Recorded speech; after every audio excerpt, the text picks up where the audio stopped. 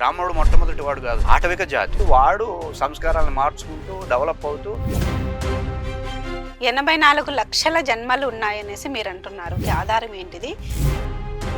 పరమార్థాన్ని పొందాలి అంటే అతను 84 లక్షల జన్మలు దాటాలి అనేటటువంటి. అంటే 84 లక్షల జన్మలు ఎట్లా ఉంటాయంటే కొన్ని క్రూర జన్మలు, కొన్ని నీచ జన్మలు.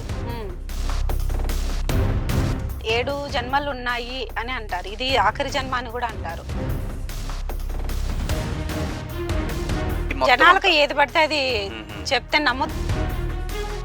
ఇప్పుడు ఒకే జన్మలోనే మన తప్పులు తెలుసుకొని మనకు ఒక ప్రొఫెసర్గా మనం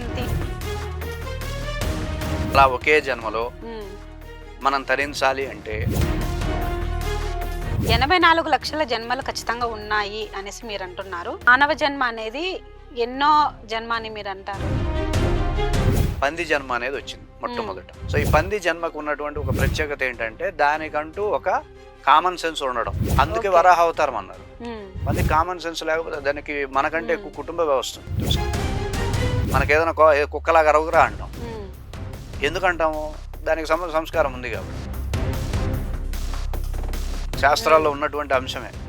మీకు గరిపాటి గారు కావచ్చు, చాగంటి గారు కావచ్చు, ఏ స్వామీజీ అయినా చెప్పేవివే.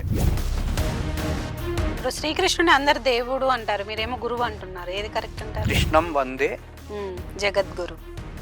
నేను అన్నది కాదు, నేను నా పర్సనల్ అభిప్రాయాలు నేను మీతో మాట్లాడను. కింద చాలా మంది కామెంట్స్ చేస్తుంటారు కానీ నేను ఎప్పుడు